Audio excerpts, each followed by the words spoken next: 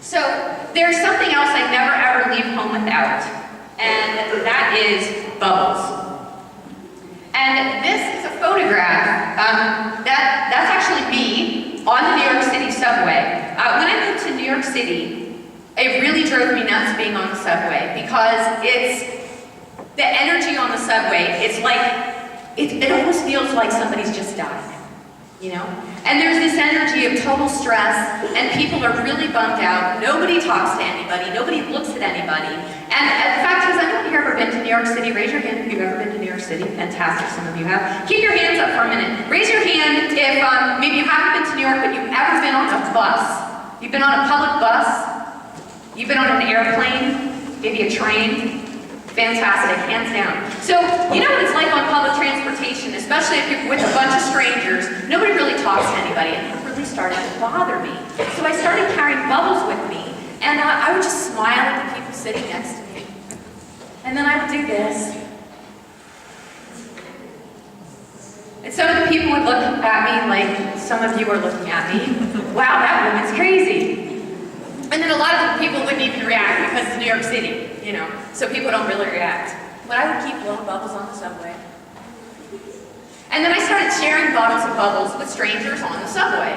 And I would give them bottles of bubbles to take with them. And it started great conversations, and it started interaction. And then I became not quite famous, but people would see me on the street and be like, hey, you're that lady that was on the subway. You gave me bubbles. That was awesome. Here's a high five, you know. And it was conversation. It was really cool. Well, one time when I was on the subway, and I need Abby and Jackie to help me out for this one. So one morning I was on the subway, and it was rush hour. Rush hour on the subway is, I want to imagine, has anybody here ever been on a school bus ever in their whole entire life?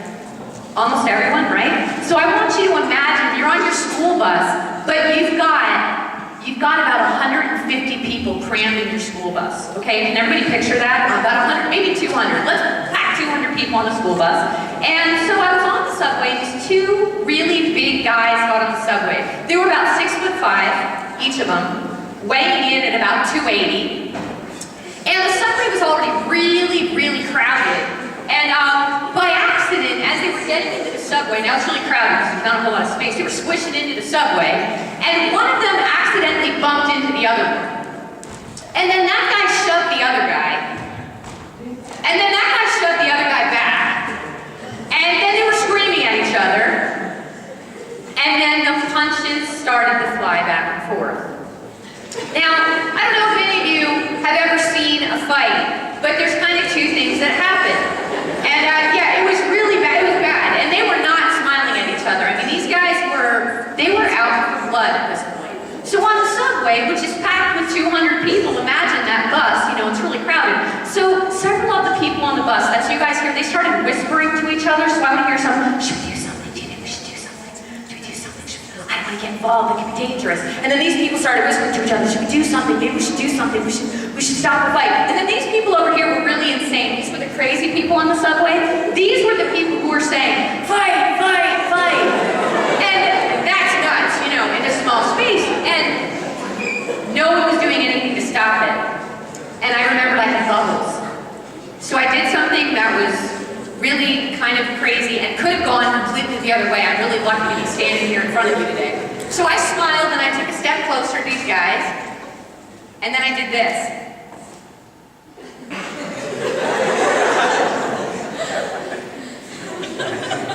In 5 seconds flat, the fight was finished, and these two huge guys were popping bubbles and laughing. And that's when I reached into my stash of bubbles, handed each one a bottle, wished them a good day, and that fight was over. So never, and thank you to Abby and Jackie, give them a round of applause.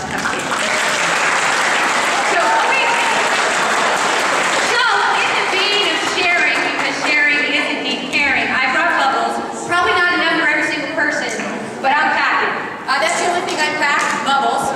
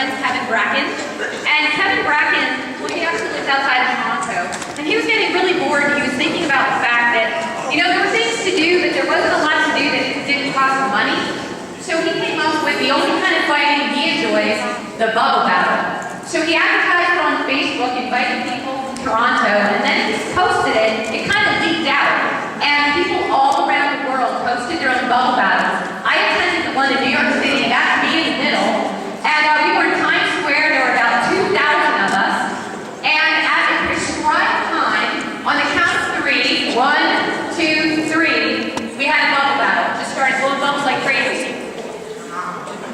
And it was really fun. And there is a statistic that says you cannot blow bubbles and be angry at the same time.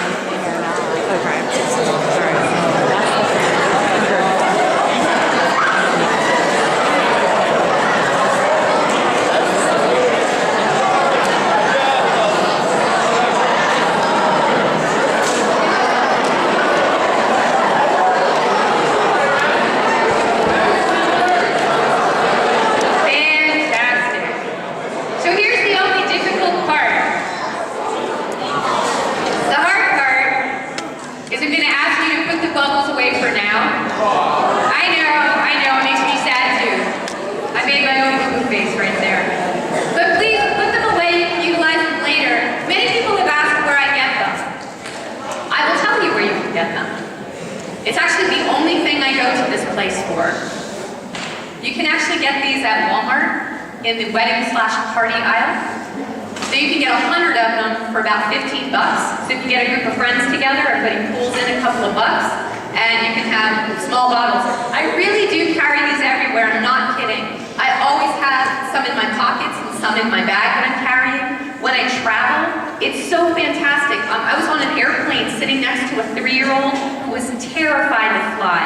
And not just crying, I mean his eyes could not have gotten any bigger. And his dad didn't know what to do to help him feel better. And I got out in the bubbles and just started blowing bubbles through the whole takeoff, through about the first 20 minutes of flying, and then that little kid was fine. It helps in doctor's offices. People are stressed out. No matter what age, nobody likes going to the doctor or the dentist. I blow bubbles in the waiting room. And it makes other people feel good. So it's a really tiny thing that you can do, but here's the thing. There are no small actions. Every action we take has an impact. And something as small as bubbles can actually make a really big impact. And that's symbolic for the impact that you can make in the small changes and the small steps that you start to make in your community.